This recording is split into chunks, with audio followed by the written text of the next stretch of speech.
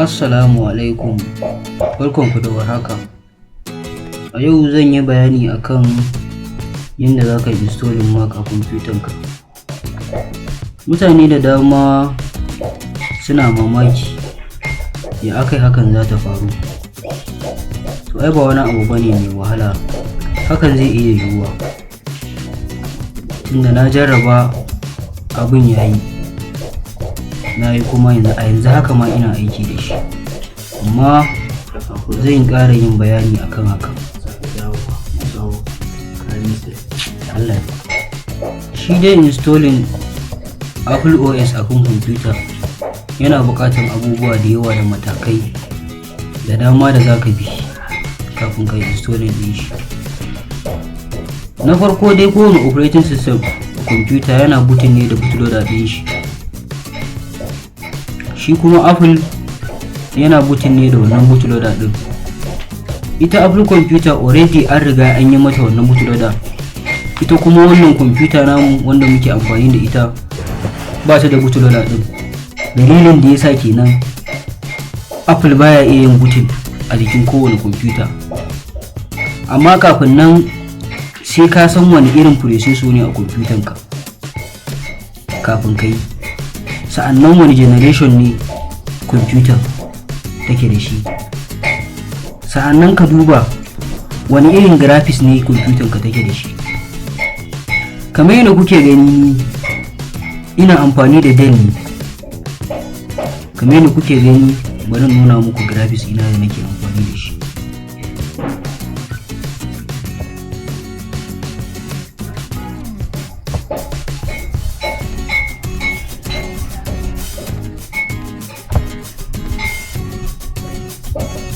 Kamar da kuke gani yanzu na bude, kuna gani graphics ina Intel HD graphics family.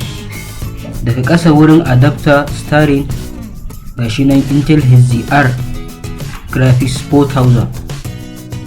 To kamar yadda kuke gani in kaga wannan Intel graphics HD 4000 din nan yana minin cewa kwamfutan ka third generation. To amma abun dubawa a nan shine akwai kwamfutan da ke zuwa da Intel HD graphics 4000 amma kuma yana zuwa da graphics biyu ne. Ta yadda za ka gane yana da graphics biyu, za ka je ta nan sai ka duba device manager ka. In ka duba za ka je display adapter, yadda kuke gani nan inda ya nuna din nan zai nuna muku graphics guda biyu, ɗaya a sama ɗaya a ƙasa. Za ku iya ganin Intel HD ɗin a sama, za ku iya ganin Radeon a ƙasa ko Nvidia a ƙasa. To system ɗin da ke zuwa da Nvidia a ƙasa yana da wahalan yin installing Mac a kan shi. Dalilin shi ne saboda asalin Mac sai riga sun yi kowane graphics card yana da display nashi. In system ya zo da graphics guda biyu, kowanne yana da display din da zai accessing monitor din kwamfutan ka.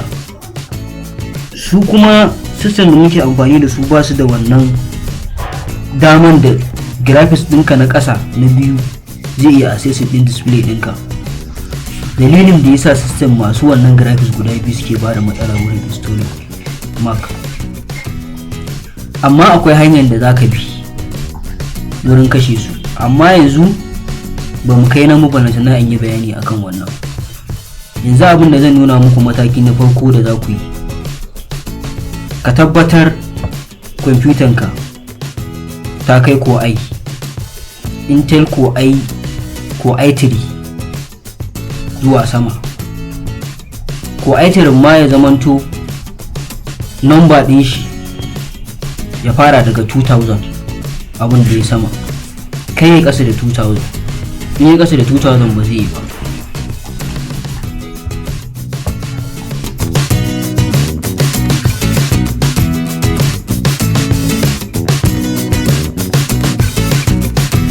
Abu na gaba shine za ka yi kafin ka yi installing macOS, yana da kyau ka je ka duba structure din hard drive ɗinka, saboda shi Mac ba kamar Windows bane, yana buƙatar structure na hard disk. ba wai kamar window bane da duk yanda ka zo zaka installing din shi a duk yanda kake so akan hard drive. Dalilin da yasa zaka duba wannan structure din, ko da in kana da kaya akan hard disk ya zamanto zaka iya samun wannan kayan ba tare da ka rasa su ba. Amma an baka bukatan duba structure din nan, zaka iya goge hard drive ɗinka gaba daya. In ka goge hard drive ɗinka gaba daya, shi zai creating structure din shi da kanshi ba tare da wani matsala ba. Amma in kana bukatan kayanka, to dole sai ka duba structure din hard drive ɗinka. In ba haka ba zaka iya rasa kayayyakinka. Mataki na farko abin da zaka yi shine, kamar yadda kuke gani wannan hard drive din nawa na ƙasa, kun ga structure din, ana buƙatan partition ƙarami wanda iya bai folder ka yake shine a farko. Sa'annan wanda zaka sa mac ɗinka na gaba, sai window, ko kuma na window yanzu a farko sai na mac ɗin a ƙarshe. Sabanin normal window, in kai installing din window yana ƙara partition din, banda wannan EFI din wani partition din yana zuwa a tsakiya. To wannan partition din na tsakiya shine yake bada matsala wurin installing mac.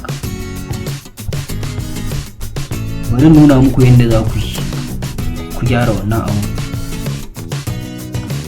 Da farko abin da za ka yi shine